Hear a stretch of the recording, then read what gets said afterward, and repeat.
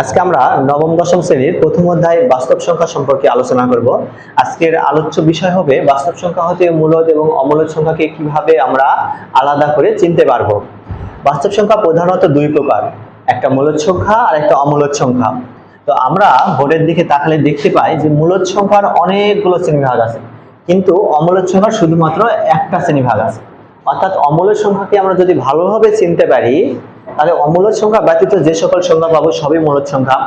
তো আমরা আগে মূলদ সংখ্যার সংজ্ঞাতে আসি, তারপর অমূলদ সংখ্যা চিনব।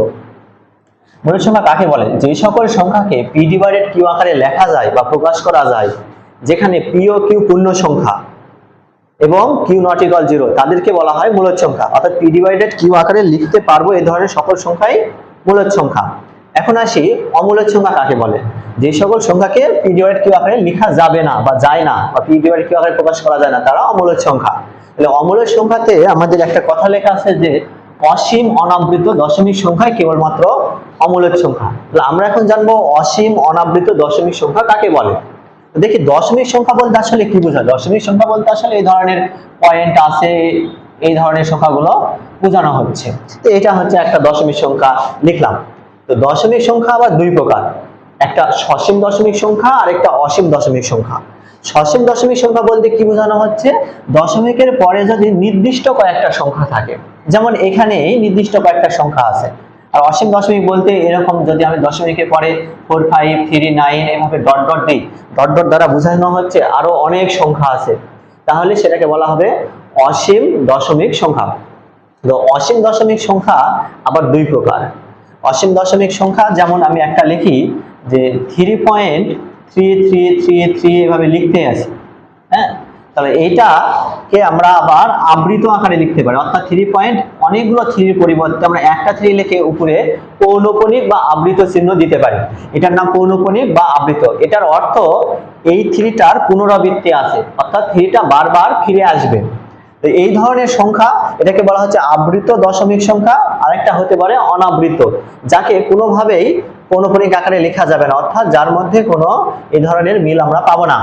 যেমন এই সংখ্যাটাতে কোনো মিল নেই, তাহলে এইটাকে আমরা বলতে পারি অনাবৃত দশমিক সংখ্যা। তো এই পৌনঃপুনিকের সংখ্যা আরো অনেক রকম হতে পারে, যেমন এই ধরনের হতে পারে যে 2.242424 একটা সংখ্যা বারবার ফিরে আসে, তাহলে আমরা 2.24 লিখে পৌনঃপুনিক দিতে পারবো। বা এই ধরনের তিনটা সংখ্যার পুনরাবৃত্তি ঘটতে পারে, যেমন 3.509 এভাবে একটা সংখ্যা অনেকবার পুনরাবৃত্তি ঘটতে পারে। সেক্ষেত্রে আমরা 3.509 লিখবো।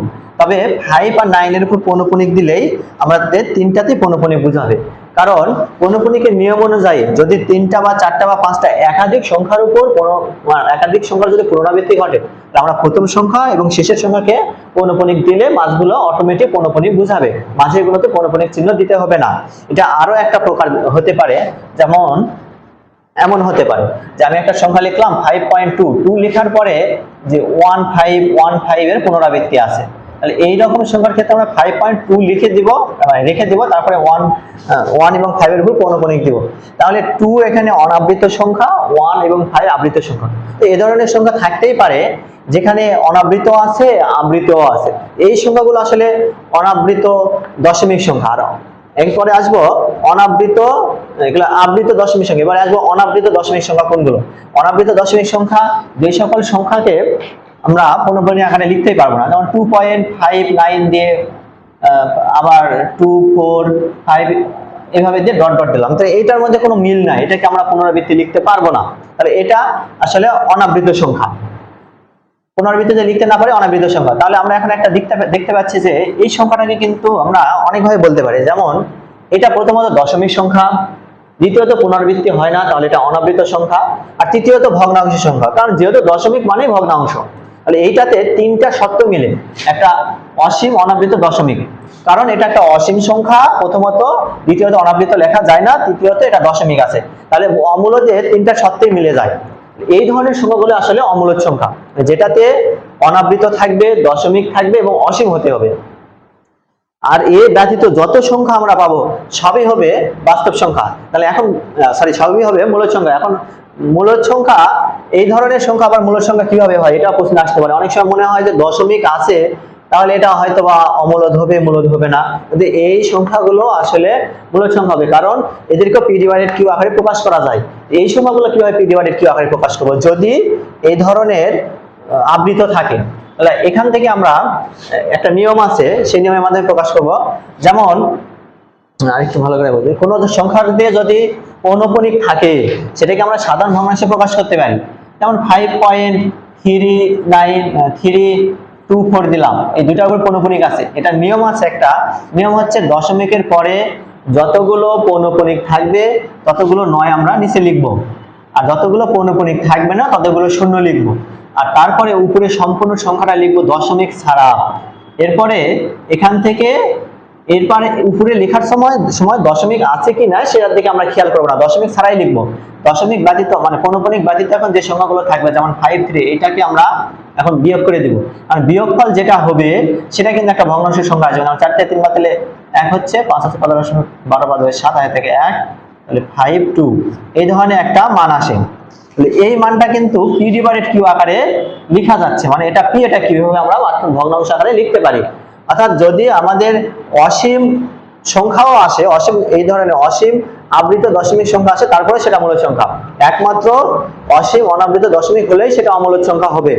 আরো কিছু অমূলদ সংখ্যার কিছু আরো ক্লু আছে। যেমন অমূলদ সংখ্যা, আসলে অমূলদ সংখ্যার সংজ্ঞাতে যখন আমরা যাচ্ছি যে পি ডিভাইডেড কিউ আকারে লেখা যায় না তার অমূলদ সংখ্যা, সেখান থেকে আরেকটা কথা আছে যে পূর্ণবর্গ নয় এমন সকল সংখ্যায় অমূলদ সংখ্যা, এবং পূর্ণবর্গ নয় এমন সকল সংখ্যার বর্গমূল অমূলদ সংখ্যা, এবং পূর্ণবর্গ সংখ্যা নয় এমন সংখ্যা বর্গমূলের ভগ্নাংশ অমূলদ সংখ্যা হবে। এখন পূর্ণবর্গ নয় এমন সংখ্যা কোনগুলো?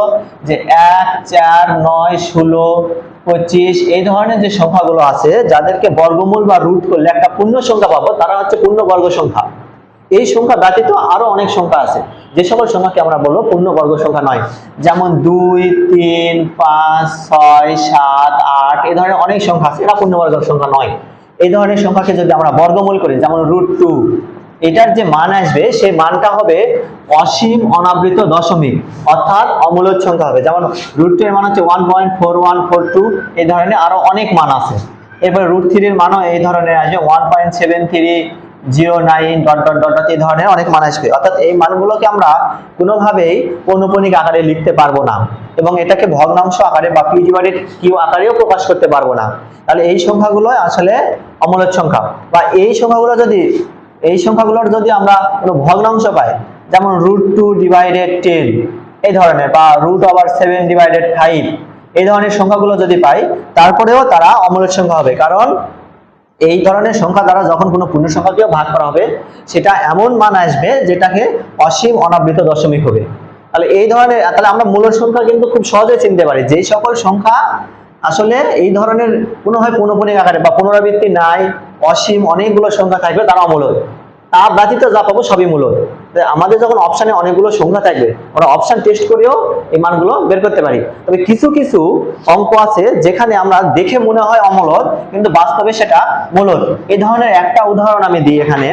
যেমন √7/√48, এই সংখ্যাটা, এটাও একটা পূর্ণবর্গ সংখ্যা নয়, এটাও একটা পূর্ণবর্গ সংখ্যা নয়। সেই লজিকে এই দুইটারই ভাগফল অমূলদ হওয়া উচিত, কিন্তু অমূলদ হবে না। কিভাবে? এই যে 27কে আমরা কিন্তু 27কে বর্গ সংখ্যা দ্বারা ভাগ করা যায়, যেমন 9 দ্বারা ভাগ করা যায়, তাহলে 9 গুণন 3 হচ্ছে 27। আবার 48কে 16 দ্বারা ভাগ করা যায়, 48 গুণন 3 16 গুণন 3 48। তাহলে 9 কে যদি আমরা বর্গমূল করি 3 হয়, 3 কে বর্গমূল করলে √3 হয়। এখানে 16 কে বর্গমূল করলে 4 হয়, 3 কে বর্গমূল করলে √3 হয়। এই √3 কাটা দিলে 3/4 হয়। তাহলে এইটা কিন্তু পি ডিভাইডেড কিউ আকারে প্রকাশ করা যাচ্ছে, অর্থাৎ এটা একটা মূলদ সংখ্যা। এই ধরনের কিছু অঙ্ক থাকতে পারে যেটা আমাদের দেখে বোঝা যাবে না, তো আমরা সেক্ষেত্রে ক্যালকুলেটর ব্যবহার করতে পারি। এই মানটা ক্যালকুলেটরে উঠালে এমন মান আসবে যেটা অবশ্যই অসীম অনাবৃত দশমিক হবে না। এভাবে আমরা খুব সহজে মূলদ এবং অমূলদ সংখ্যাকে চিনতে পারবো।